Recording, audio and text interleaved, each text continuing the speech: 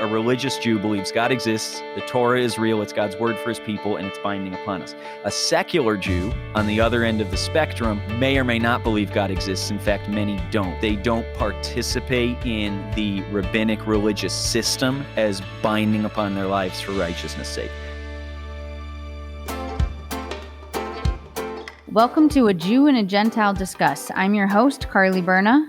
And I'm Ezra Benjamin. I'm a Gentile Christian and Ezra's a Jewish believer. But we both have in common that we believe in Jesus, we believe God is doing something unique among the Jewish people around the world, and we're here to inform you on matters affecting you in the Christian world. Today we're going to talk specifically about the people of Israel. We've been doing a multiple-part series on understanding Israel, so this is the third installment of that series where we'll focus specifically on the people of Israel. You'll learn what is a Jewish person, what's the differences between a secular Jew, a religious Jew, a Messianic Jew, and even we'll debunk some common misconceptions about the Jewish people. So let's discuss. So, Ezra, this series is kind of asking you a lot of questions because you are a Jewish believer. So you have Right. a very different angle and background so we can share with our primarily Christian audience. So I know when I first started working at Jewish Voice, where we both work, when I thought of a Jewish person, I would think of someone in New York eating a bagel. Like that was just kind of my stereotype. Sure.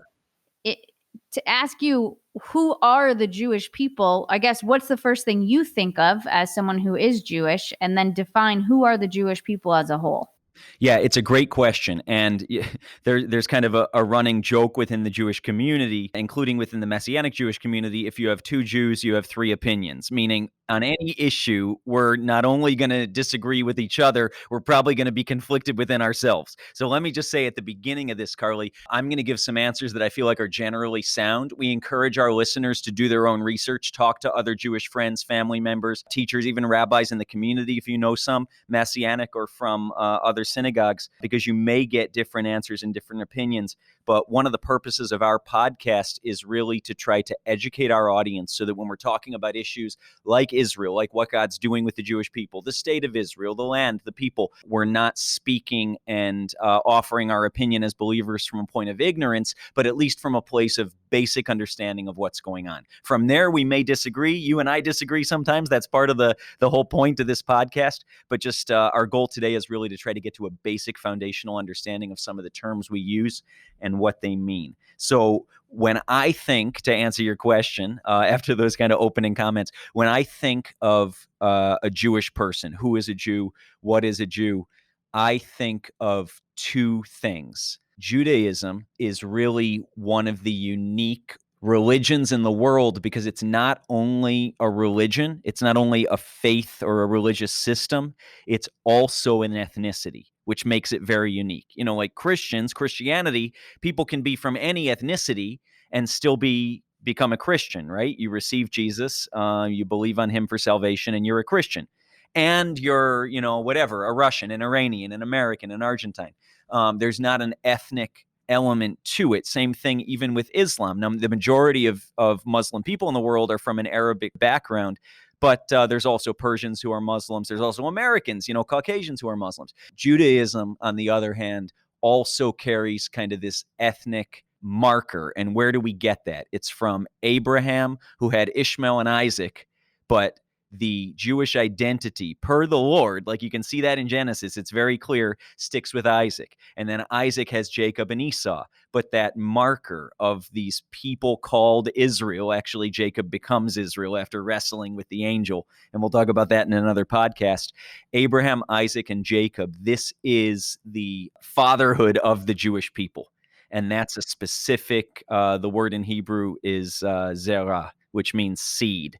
It's a specific ethnic line, it's a specific lineage, a specific heritage. So when I think of Jewish people, I'm thinking of the ethnic people who are from that original line of Abraham, Isaac, and Jacob that's become now, we're going to talk a little bit more about this, but millions of people in the world, despite numerous, the Holocaust and other attempts to annihilate the Jewish people throughout history, we remain. And an ethnically Jewish person any ethnically Jewish person could, if somehow they had a giant family tree and 10 miles of paper to write this out on, would ultimately trace back to Jacob and then to Isaac and to Abraham. At the same time, not all ethnically Jewish people practice Judaism as a faith, as a religion. Many do. I'd even say most do, but some don't. And the fact that they don't practice Judaism doesn't mean they're not ethnically of a Jewish heritage.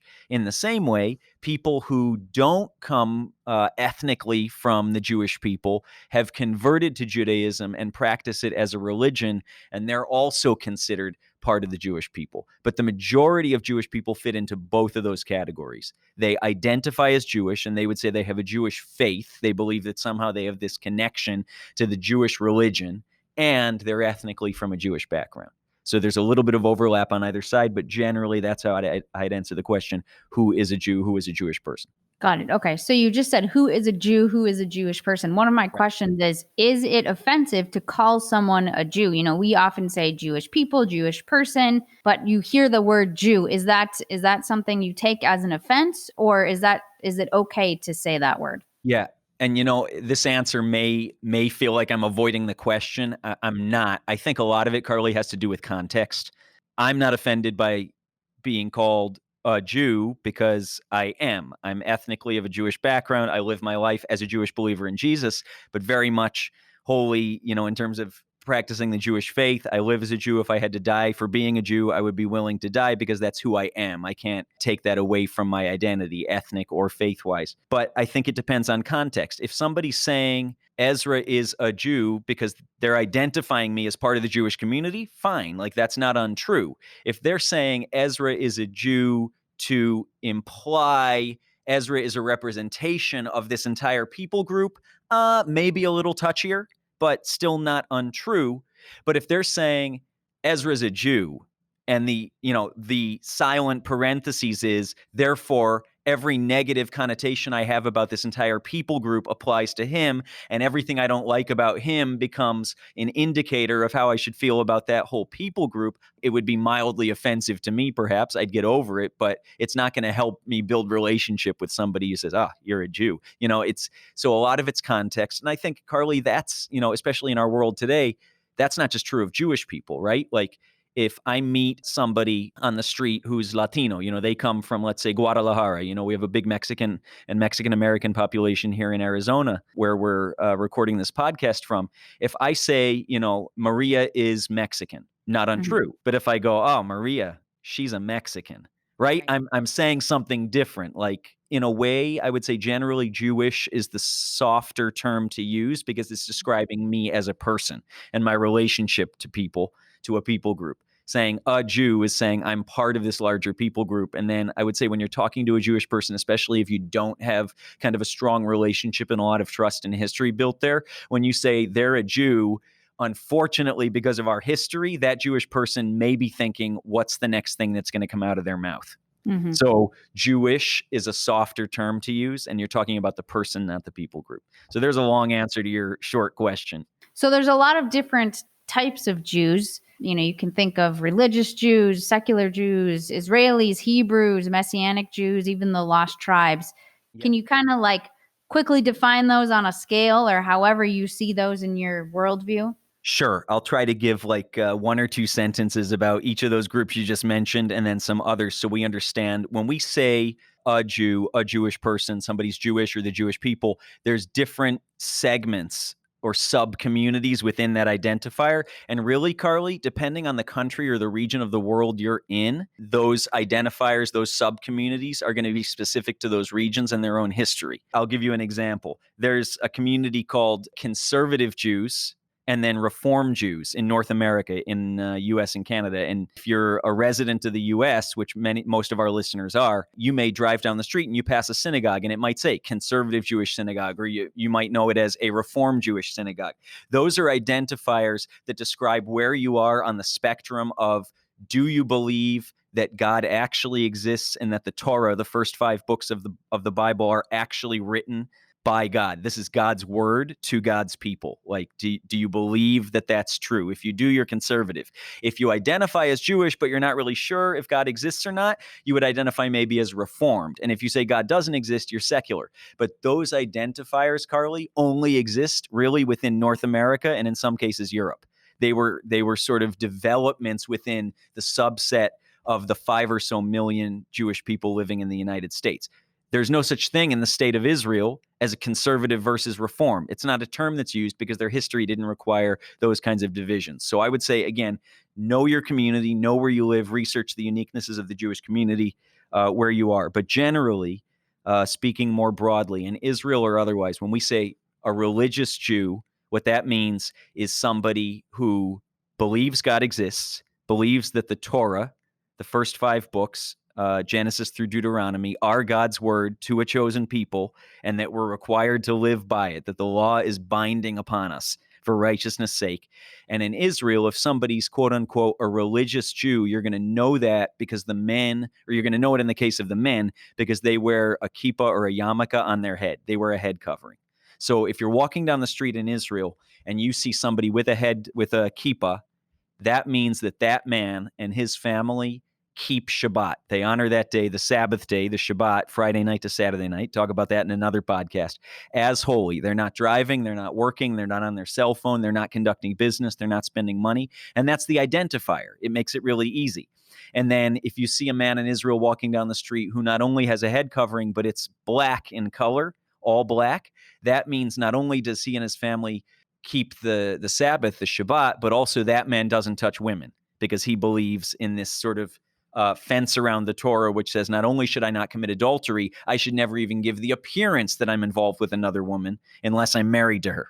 So I won't actually make physical contact in my lifetime as an adult with a female, unless they're my daughters who are younger, who are below bat mitzvah age, kind of before their teens. So you have all these kind of subsets, but a religious Jew believes God exists, the Torah is real, it's God's word for his people, and it's binding upon us. A secular Jew, on the other end of the spectrum, may or may not believe God exists. In fact, many don't. And in Israel, the community is largely split.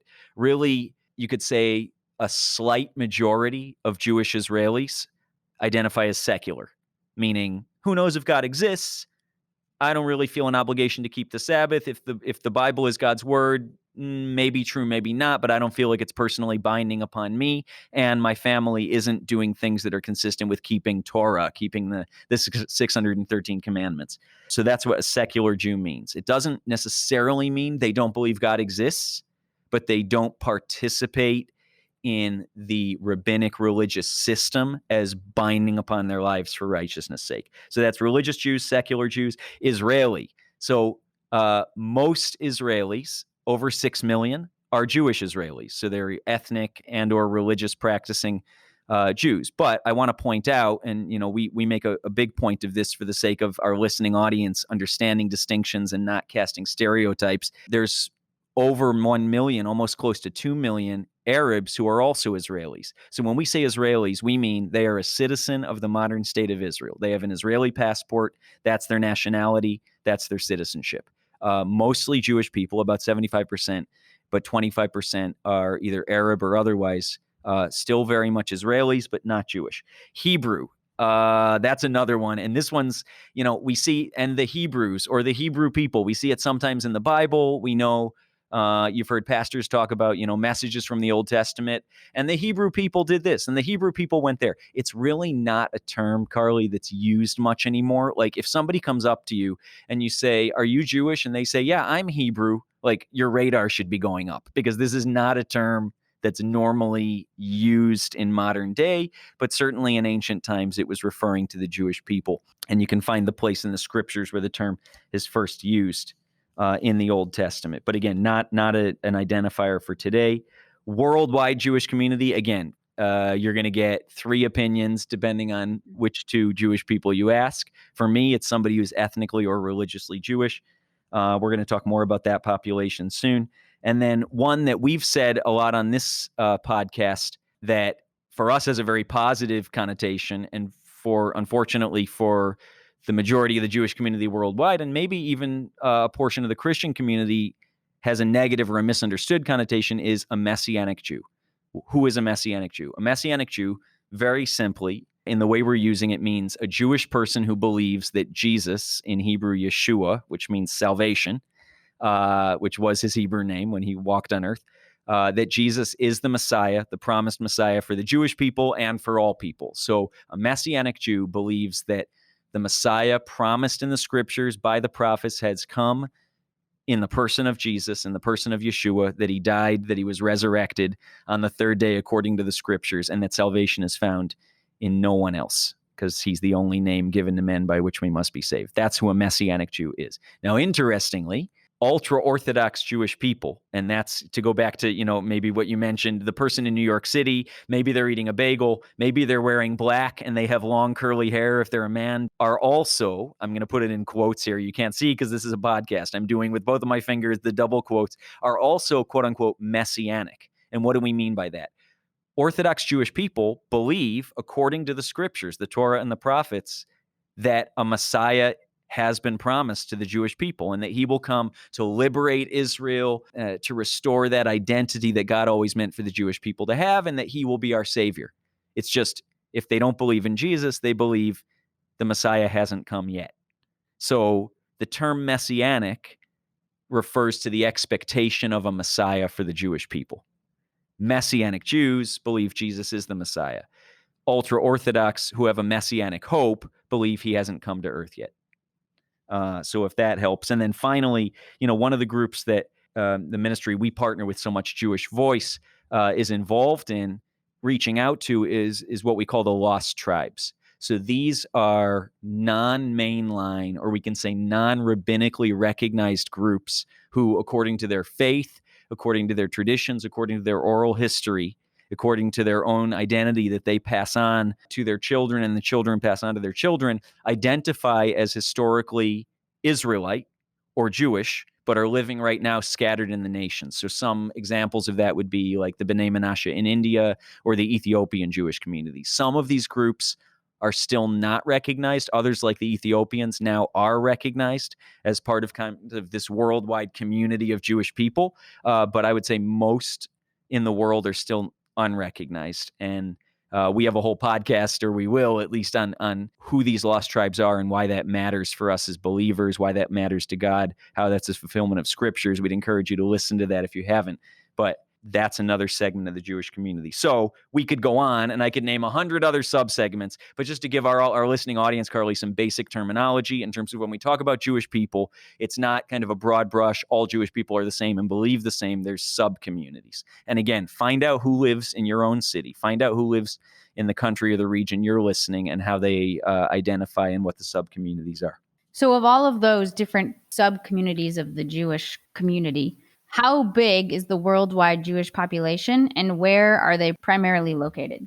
Yeah, it's a great question. And really, this is something you can Google. If it looks kind of like a wacko site that has 38 views in its lifetime, maybe don't go there for your information. But, without mentioning names, there's some great resources online where you can go to get some of these statistics. So the ones I'm providing today are from as late as 2018. So fairly recent. Before that, the census hadn't been done, or the estimates of worldwide Jewish population hadn't been necessarily updated, but I feel like this is pretty accurate. So in terms of people who are recognized as rabbinically Jewish, which means, without going into a lot of detail, they have a Jewish mother and they somehow participate in Jewish life as recognized by the rabbis. So they're a member of a synagogue. They've done bar and bat mitzvahs for their kids. They were married under a rabbi. They're recognized as part of this rabbinic community of Jewish people in whatever way practicing the Jewish religion. That's about 15 million people, Carly. Interestingly, 6.6 million of them live in the state of Israel, of those 15 million. And then, not going to be a surprise to our audience, but the second largest population by nation of Jewish people in the world is, drumroll, the United States, with 5.7 million of the world's 15 million Jewish people. After that, you have a significant population in the United Kingdom. Canada has almost 400,000. UK is almost 300,000. France is 450,000, despite all the persecution of Jewish people there, often in the name of radical Islam, I'm sorry to say. So that population is shrinking as those people move to Israel for safety, but there's still a huge Jewish population in France. Australia, believe it or not, Germany, the site of the perpetrators of the Holocaust, now 70-something years later, has 116,000 Jewish people living there today. Russia, the vast majority from Russia and Ukraine made Aliyah, immigrated to Israel in the 90s and early 2000s, but there's still upward almost 200,000 Jewish people living in Russia today, 50,000 in Ukraine, 68,000 Jewish people in South Africa, believe it or not, who moved there. You know, their grandparents and great-grandparents moved there as some of the settlers of the colonies that eventually became Southern Africa. So they're still there today, and there's kind of a vibrant Jewish community in South Africa. So I could go on, but those are kind of the highlights. 15 million people having a Jewish mother or recognized as part of the rabbinic Jewish community. Now, what's super interesting is the state of Israel allows somebody to return not only if they're recognized themselves as rabbinically Jewish, but also if they have a Jewish parent or grandparent. Now, why? It's called the law of return. Why was that put in as part of the setup, the charter documents of the state of Israel when Israel was formed in 1948?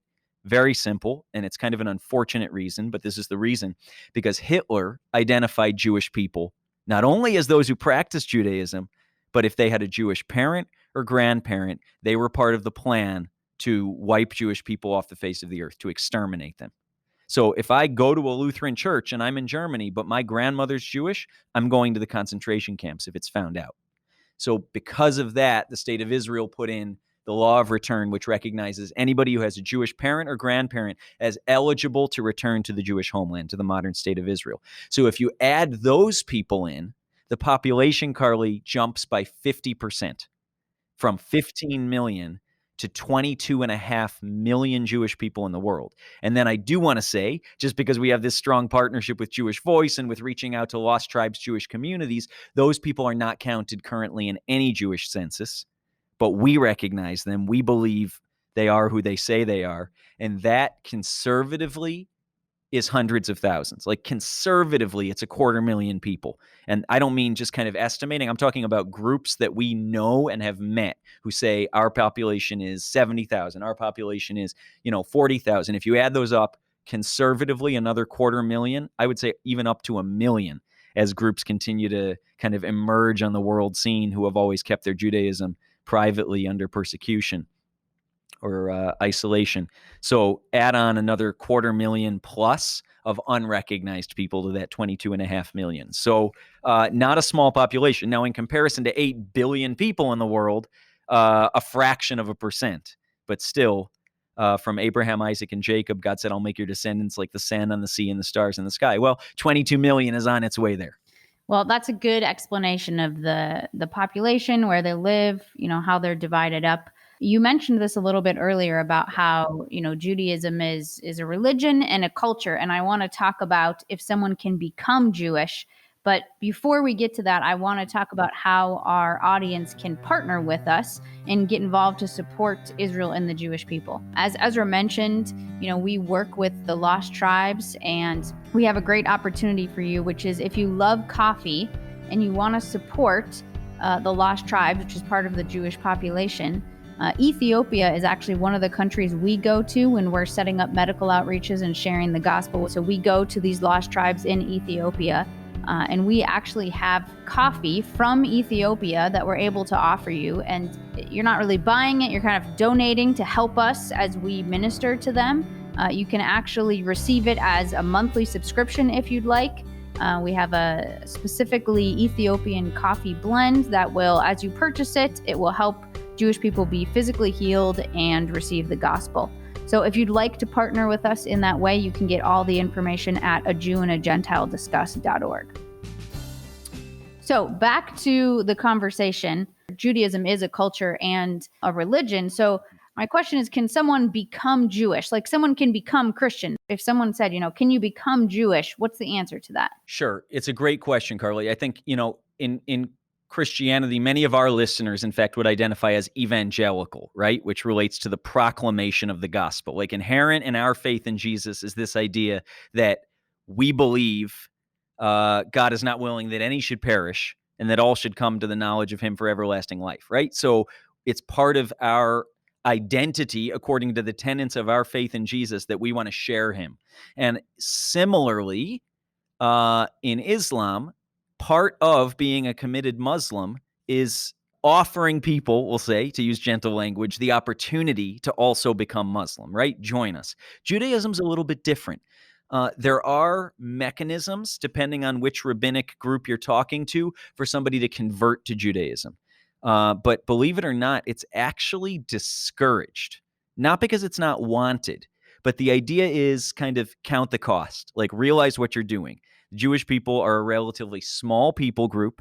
It often means persecution. It means misunderstanding. It means commitment. Like, don't become Jewish and then kind of do whatever you want the rest of the time. It's a commitment to a community, almost like Ruth, your people shall be my people. So there is a way, and actually the biblical model there is primarily Ruth, right? Like, I'm leaving behind my old identity and I'm joining myself to the people of Israel, but it's a lifelong commitment. It's not meant to be taken lightly. So traditionally, if you go to a rabbi as a Gentile, as a non-Jewish person, and say, I want to become Jewish, the rabbi, I'm smiling as I say this, but it's true, the rabbi's job is to discourage you 3 times. And if you come back the 3rd time, and say, no, I really want to do this, like I need to do this, then he'll say, okay, all right, now we can talk about it. But you have to come back. His job is to try to convince you this is not a good idea. I have a big smile on my face, but that's the idea here, is it's not something to be taken lightly. It's not easy, but it's doable. So in the rabbinic Jewish system, you can convert to Judaism. And actually, a lot of mixed marriages, what we mean by that when we use that term on this podcast is one spouse is Jewish and the other is not, is Gentile. A lot of mixed marriages, you'll see the Gentile spouse sometimes convert to Judaism, not because they have to, but because they want to participate with their spouse in the community as, we can say, one of them. They're still welcomed in many cases as a Gentile, but it's a different thing to participate as somebody who's recognized then in a lifelong way as rabbinically Jewish. So yes, you can convert. It's not an easy process. It's not widely known, but it is an option within the worldwide rabbinic system. Got it. Okay. So you mentioned, in the first section about Messianic Jews, which is, something we focus on, Jewish believers in Jesus. One of the things that I've heard a lot about Jewish people who accept Jesus is that their families tend to disown them at that point. There's some type of family drama or even persecution within their own family. Why is that? So the person of Jesus, Carly, is understood to be this originally Jewish man who then kind of struck out and formed this new religion, right? The founder of Christianity, which was a bunch of Gentiles, non-Jewish people, and a bunch of misinformed Jewish people who somehow got deceived away from being good rabbinic Jews and ended up relocating the capital from Jerusalem to Rome. Like, this is the narrative. And so when you say, can a Jewish person believe in Jesus? What people are hearing, one, is the narrative. Can a Jewish person convert to Christianity? And the answer is they shouldn't, but if they do, I guess that's on them, but that certainly means they're no longer a part of us. It's like they've gone from us to them. So that's the narrative. The history is, as we know, church history somehow over the first few hundred years AD, or I guess we say CE now, changed from being a majority of Jewish believers in Jesus, made up the ecclesia, the church, the body of Messiah, and switched to a majority of Gentile believers who became hostile toward Jewish people and Jewish things.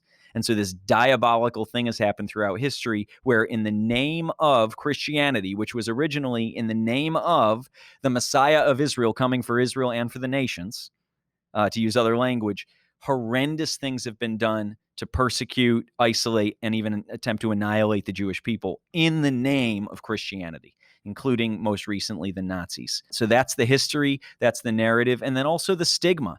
Unfortunately, because the rabbis, the rabbinical Jewish community, are generally so opposed to the message of Jesus, they've somewhat successfully cascaded this idea throughout most of the mainline community, Jewish community in North America, in Europe, in Israel, that to believe in Jesus is this shameful act of treason to the Jewish people. For a Jewish person to believe in Jesus is to throw away everything our people have fought and even died to protect. So that's why a Jewish family member may, as we said, look down on, really become upset with, even disown in some cases. The more religious will actually, in extreme cases, Carly, an empty coffin will be buried in a cemetery. And what that represents, when a Jewish family member of an ultra-Orthodox family says, I believe in Jesus. And what that represents is the soul of this person has died. While physically they may still be alive, the Jewish soul of this person has ceased to exist. It's that extreme. Narrative, history, and stigma. It's really amazing. It's unfortunate. Do you think we'll ever see an environment where it's accepted for Jewish people to believe in Jesus? It's already happening, but part of that is you have to overcome the three things we mentioned, right? And that takes time. It takes relationship. And I'll say, pretty boldly, it takes the work of the Holy Spirit. Frankly, it takes the work of the Lord, like softening people's hearts, either in the Jewish community or in the Christian community. Because a lot of Christians also believe, look, God's done with the Jewish people. If a Jewish person wants to believe in Jesus, that's great. They should, but they're not Jewish anymore. So on either side of the fence, so to speak, it takes a softening of hearts, a willingness to listen. And I heard this story. Somebody, was trying to share the gospel, trying to share Jesus with an elderly Jewish woman. And they were just they were hitting a wall for years. They would visit this person and just share gently, share the truth, open the scriptures. And finally, this person said, we'll call her Betty. They said to this elderly Jewish woman, Betty, if you knew that there was truth, but that truth would cause you to change everything you've believed until now, would you want to know the truth? And Betty thought about it, and at 80-something years old, she said, no, I wouldn't. And that's the issue, isn't it, right? Because if what's true causes me to have to rethink the history and how I interpret it, the narrative that I've heard and what that means in my own life, and the shame that the idea of believing in Jesus can cause a Jewish person, and the guilt of betrayal and being a traitor to the family and the faith. Am I willing to acknowledge that this might be true if it's going to take all of that? And that's why I think Paul said the blinders have to be removed, right? Like, this is the work of the Spirit so that no one can boast. Because apart from the intervention of God in any of our lives, but especially for Jewish people, the cost is too high. The risk is too great. So I don't know if that answers the question, but there's a lot to overcome. But fortunately, in Israel and in America, there's still tremendous amount of misunderstanding, resistance to the idea of Jesus being for the Jewish people, but there's also some dialogues opening up. And as the community of Messianic Jews gets larger, and we can say even more spiritually mature, and kind of stands on its own around the world, that dialogue is happening more frequently because it's a community which can't be ignored. So I feel like this is just like a fire hose of information about the Jewish people. But really good foundational information that I hope helps our audience understand kind of the population, who they are, where they're from. But I want to get to some of one of the questions that one of our listeners sent in. But before I do that, I just want to remind everyone that if you want to get involved somehow to support Israel and the Jewish people, you can partner with us. We work in different countries like Ethiopia. And as I mentioned earlier, we have this monthly subscription of coffee you can get. I've said before, Ezra loves coffee, and Ezra approves this coffee, and you can hear him like guzzling his coffee in the midst of these podcasts. So go to AJewandAGentileDiscuss.org if you want to learn more about that. But one of the questions sent in was similar to what I just said. Someone said, I'm learning all this information and understanding the importance of Israel and the Jewish people. What action can I take to be supportive? Yeah, I think, and you could apply this not only to interfacing with Jewish friends and family members, but interfacing with anybody in the world today who is fundamentally different in ethnicity, in belief, in lifestyle than us. First of all, Jonathan Burness, the CEO and president of Jewish Voice, one of our good friends and really a mentor in terms of what we're doing here with this podcast, often says, Carly, people don't care what you know until they know that you care. And so the first step, I think, is doing things like listening to this podcast, get online, read some books about Jewish roots of the Christian faith, read some books about history of the Jewish people, read some books about the history of the state of Israel. We have some podcast content, but don't only take our word for it. I see things one way, Carly sees things one way. Other commentators and writers may see it an entirely different way. So get educated and seek to listen and maybe understand before being heard. And I know that sounds super generic, but in forming a relationship with a Jewish person, if they know that you love them and they know that you're going to continue to love them and stand with them and support who they are, whether or not they receive the gospel, because you trust that that's God's work, not yours and not theirs, there's going to be an openness that they can't even explain. So don't become discouraged. Do become educated. Do seek to listen and show a Jewish person that you care. Show them that you care enough to understand who they are, beyond the stereotypes, beyond the misunderstandings, beyond the politics, beyond the Middle East peace process and conflict, who they are, and the history and the narratives and the assumptions, and even the hurts that make up how they understand their own Jewish identity. Yep, that's a great answer. Well, we want to thank all of our listeners for listening to this podcast today. If you want to hear more episodes, subscribe to this podcast wherever you get your podcasts. We'd also love if you leave us a review.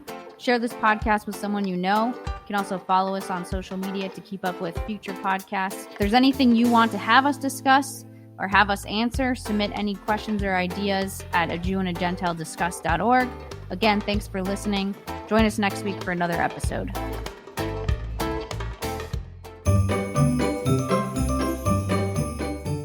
Hey, if you are looking to get into the holiday spirit, tune in to watch Ezra and I blind taste test different foods from Christmas and Hanukkah. See who can determine which food belongs to each holiday. Watch online at ajewandagentilediscuss.org. And Merry Christmas and Happy Hanukkah. This show is a production of Jewish Voice Ministries International.